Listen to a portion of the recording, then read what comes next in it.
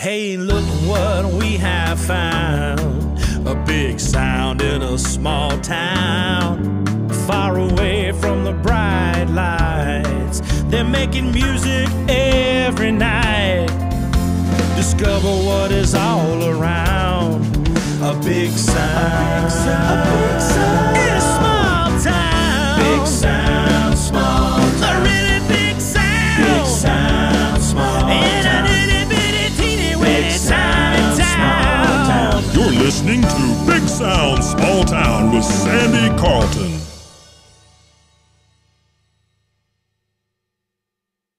Come to the Earl Scruggs Music Festival September 1st through 3rd, 2023 at the Trine International Equestrian Center.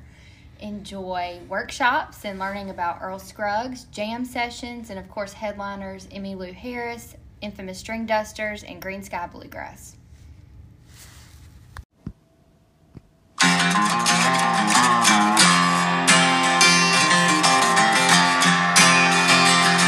About a half a mile down that river road, just across a bridge where the preacher don't go, there's a field of corn standing 6 feet tall. Put it in a jar for the first snowfall.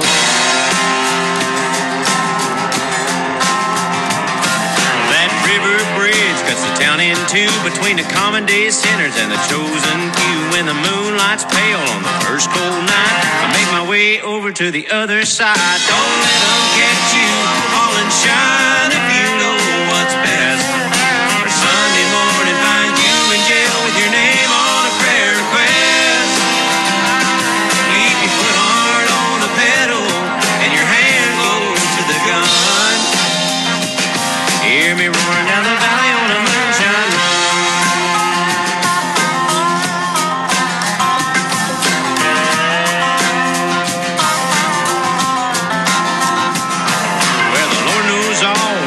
You hide, but the devil's gonna give you one a hell of a ride. The Methodist way makes the Baptist shiver, but you're gonna see them both down at the river. Don't let them catch you by and shine if you know what's best.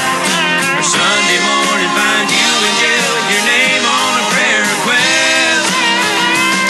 Keep your foot hard on the pedal and your hand close to the gun. Hear me roaring down the valley on a moonshine.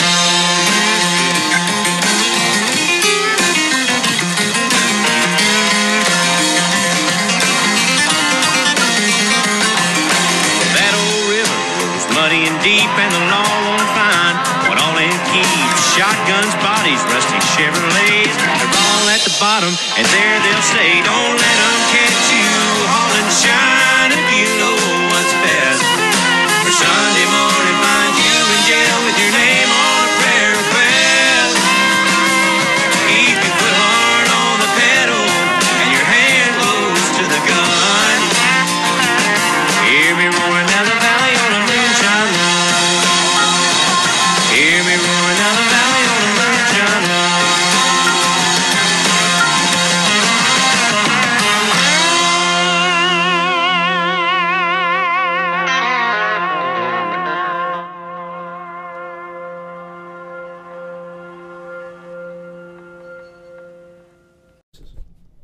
Hey folks, Rob Ickes here. Hey, and Trey Hensley here.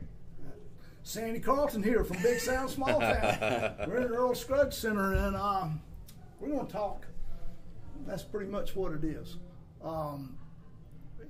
There again, I started this conversation before I turned this on. So how do you hearken 1940 to 2023 in your music? I mean, you hear it all.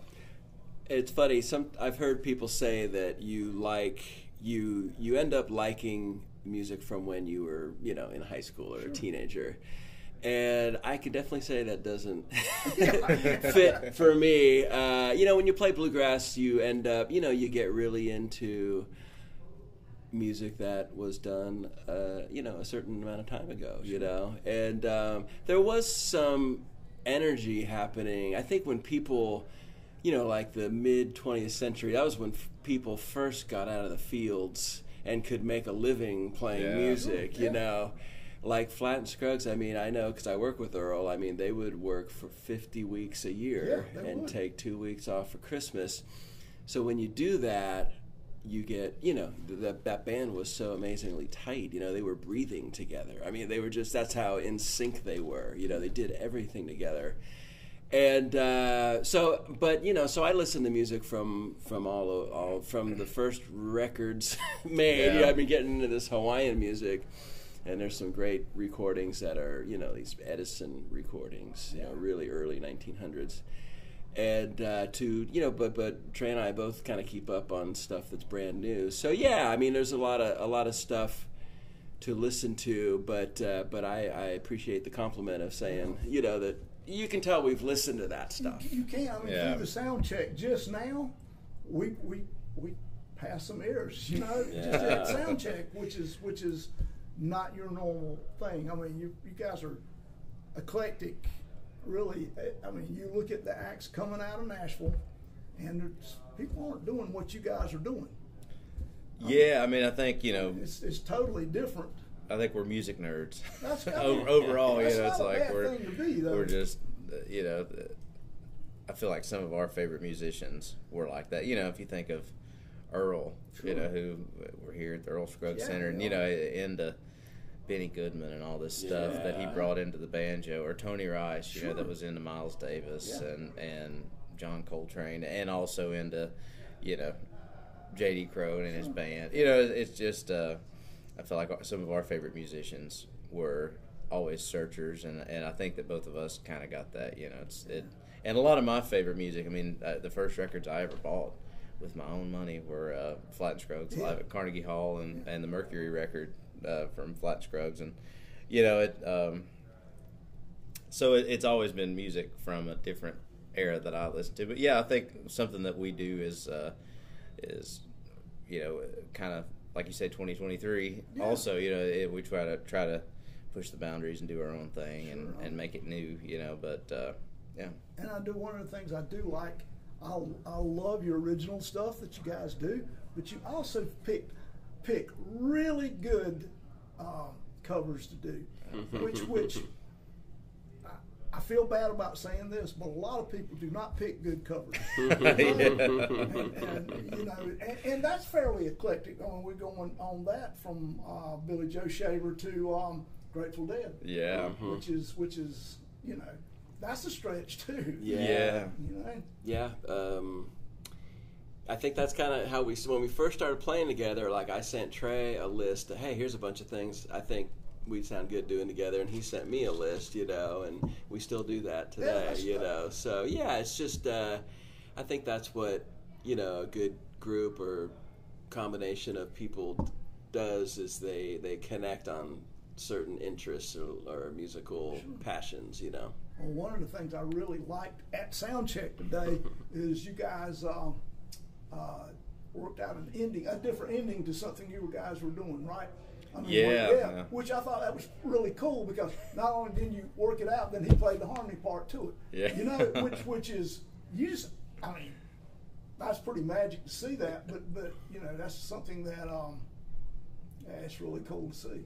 Well, the song you're talking about is one that we geeked out on a bunch, because it's a Haggard song called "Someday We'll Look Back," and it's a cool ending on the record, which is Roy Nichols. And he kind of comes in a little late, and he plays this really cool kind of Charlie Parker thing, which is just really off the wall for that record. But it sounds so cool, and so we've geeked out about that ending. Yeah, that's a perfect example. I mean, and that was really cool.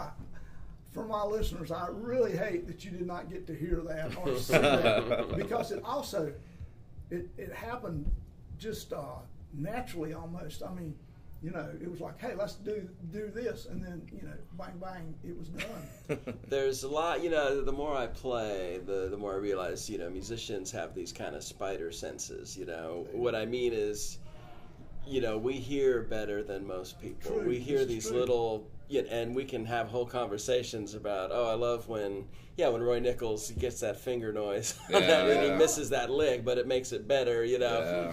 And you look at some people and tell them that, and they look at you like you're crazy. You know, they don't know what you're talking about.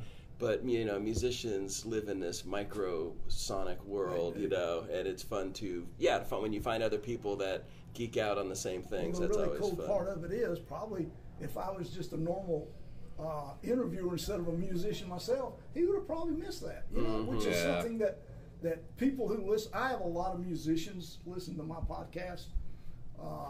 Which is so I can ask you guys stuff that probably no one else. Like, Go deep catalog. Like, well, yeah. What are you playing today? What instrument are you playing? Yeah, I'm playing a Burl resonator guitar, BYRL, and the builder is Burl Murdoch, burlguitars.com, and he is a sort of a newer builder in the resonator guitar world, and I kind of stumbled on him a few years ago. One of my students, I was teaching at a camp, and one of my students had one, and I could just tell it was killer, you know. So after the second day, I said, hey, can I try your guitar? She said, absolutely. And it was one of the best dobros I'd ever played, you know. So she introduced me to him, and we met at the IBMA convention a few weeks later.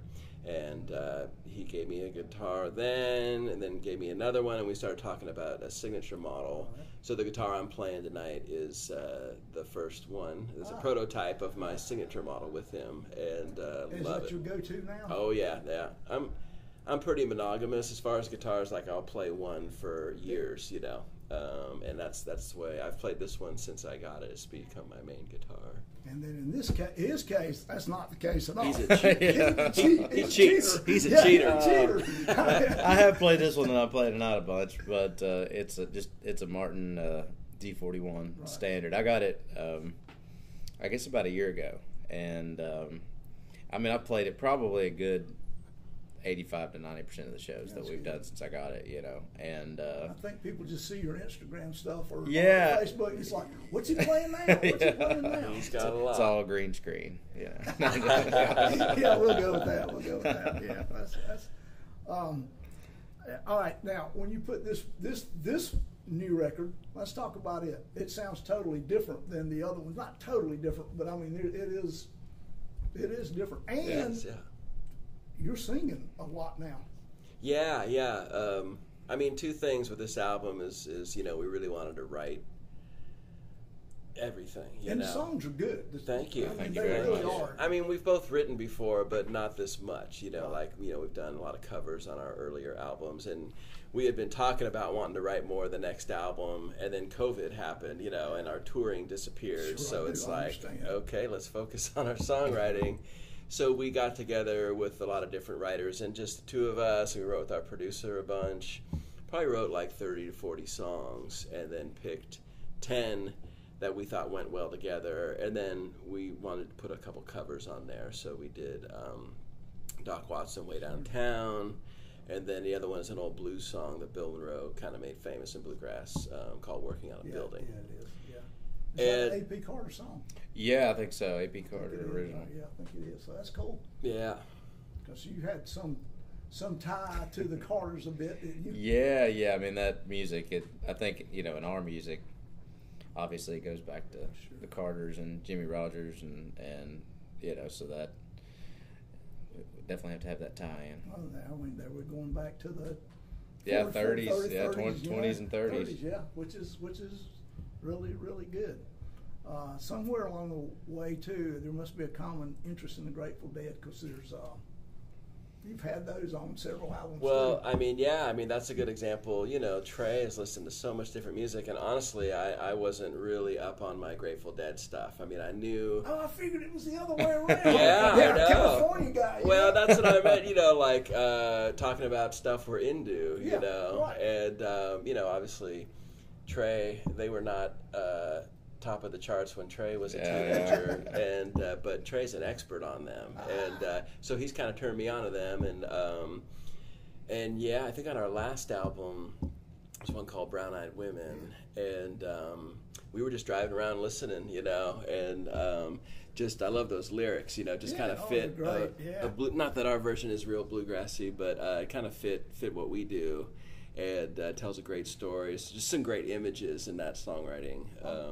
You guys do you consider yourself? What do you consider yourself? Not bluegrass guys, right?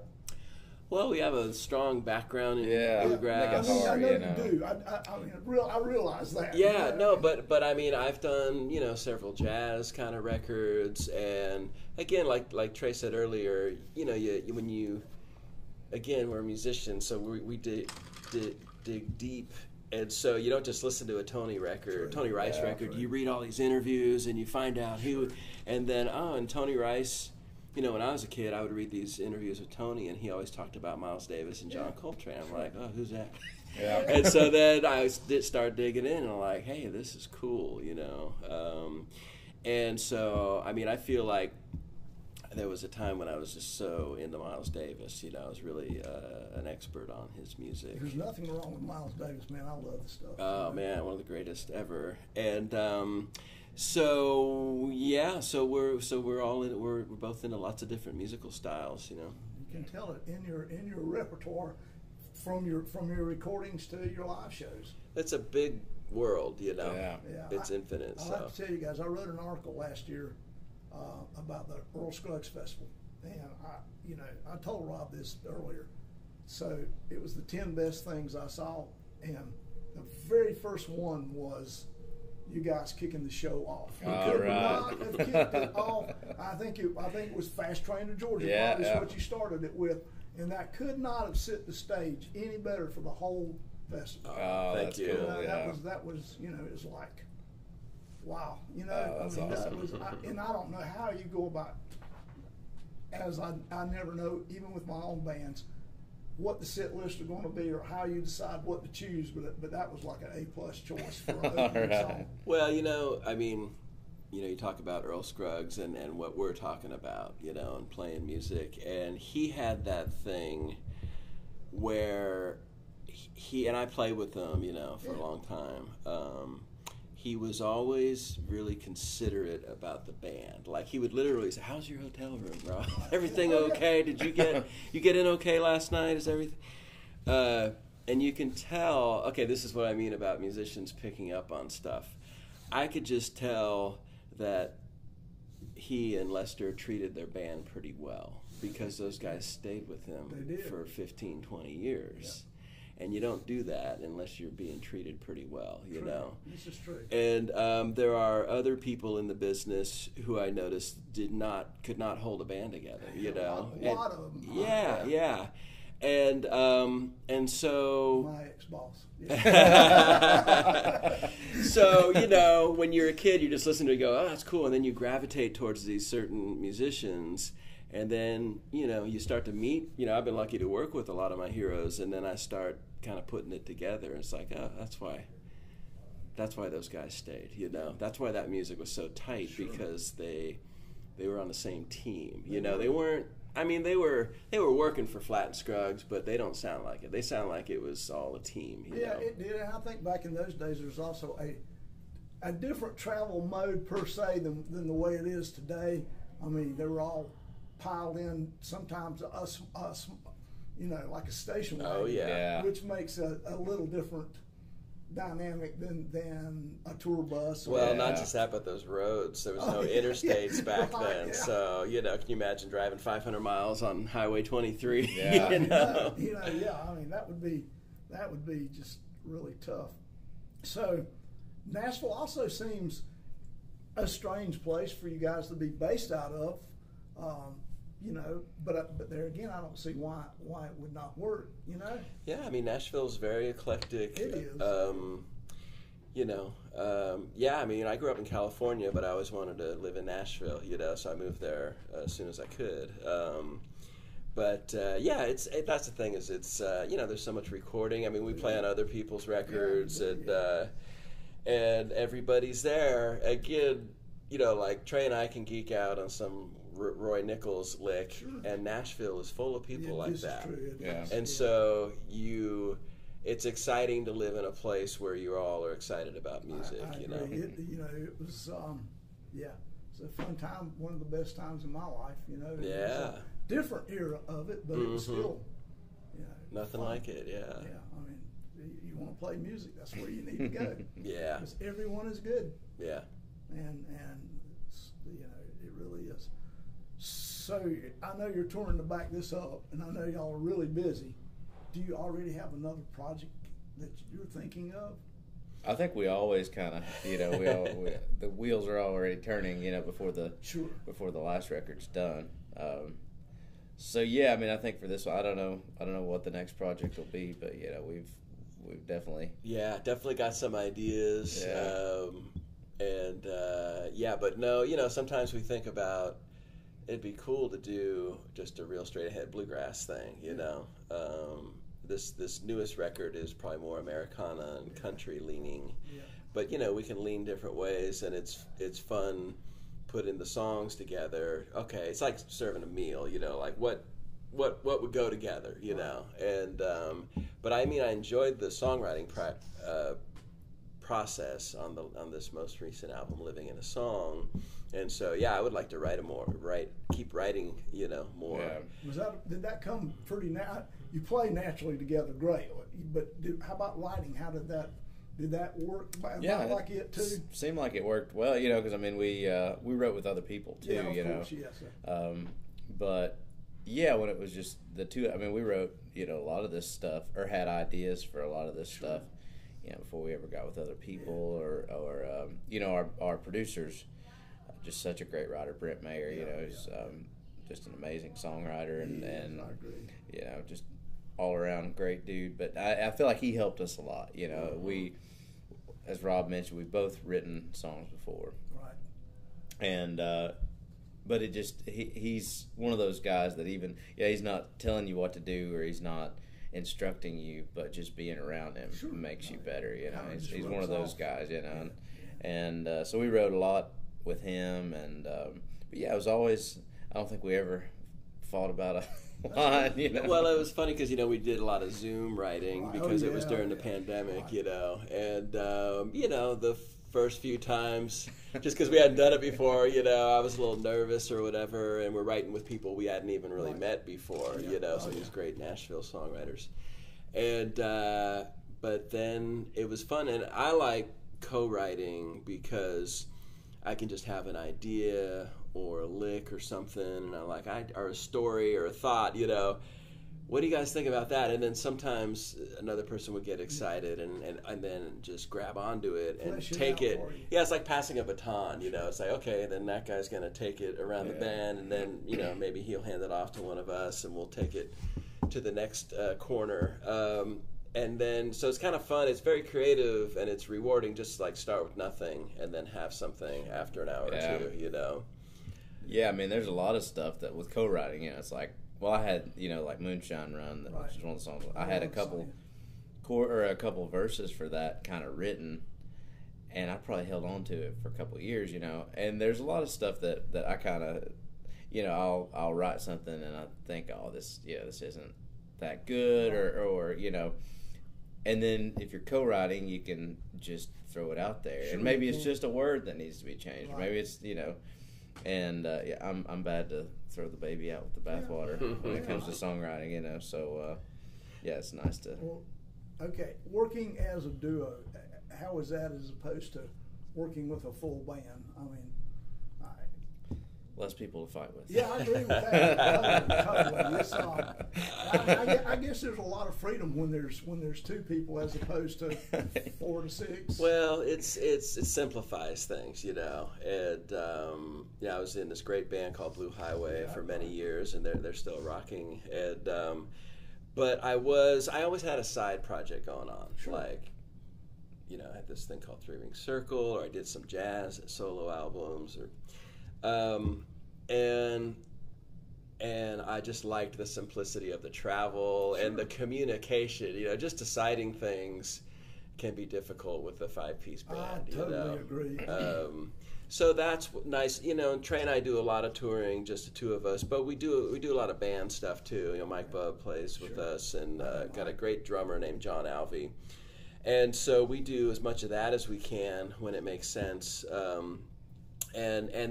And that's one of the fun things about this gig is it's different. Every time we go out and play, it feels different, and there's some new thing or new song or whatever. And so it's just, but it is fun to develop this thing between two of us.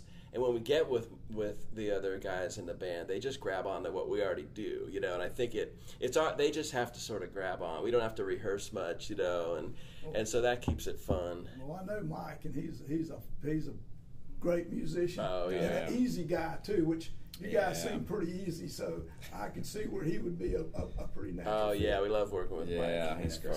He's pretty easy. Now we're talking about how you kind of become a music historian. You know, Mike is a perfect example. That guy, he could work at the Hall of Fame. I mean, he knows so much about lots of music styles, you know, but especially bluegrass and country.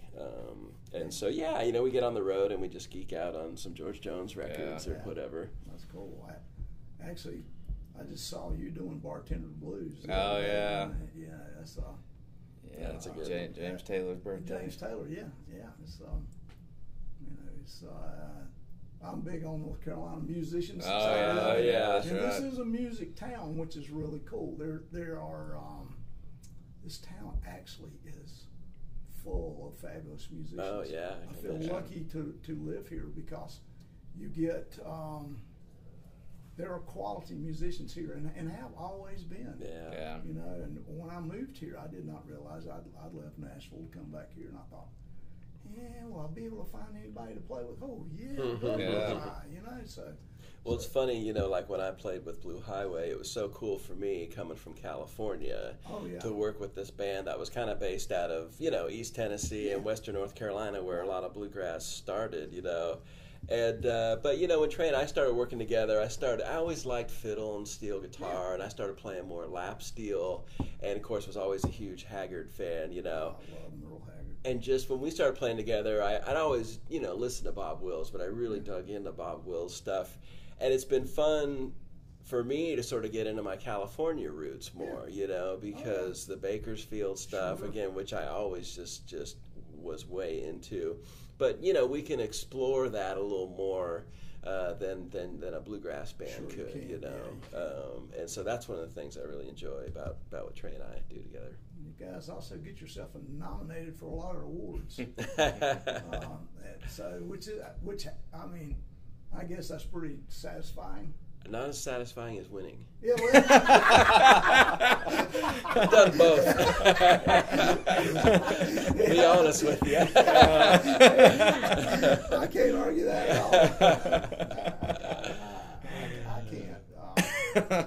That's a good one. Yeah. Well, I know that we're not long off from your show. And I've taken up enough of your time, but I appreciate you taking the time to do this. Our pleasure. That was fun. Thank you, Sandy. It's great talking with you. I enjoyed having you before. We did it via telephone. That's during right. COVID, I think. That's right. Yeah, early on in COVID, I think. And it's been a very successful podcast. Yeah, man, that's great. Your episode has I can't remember. It's a lot of listens though. It's cool. A lot of listens. And you know, sometimes coming out of a small town, you wonder how you get listens. But you know, I seek out managers and stuff to try to get things up on websites so that people can see it and listen to it. Yeah. You know? So yeah, I'm looking forward to this. I appreciate you all taking the time to do this. Hey, thank you. Thank you, man. Enjoyed it. All right.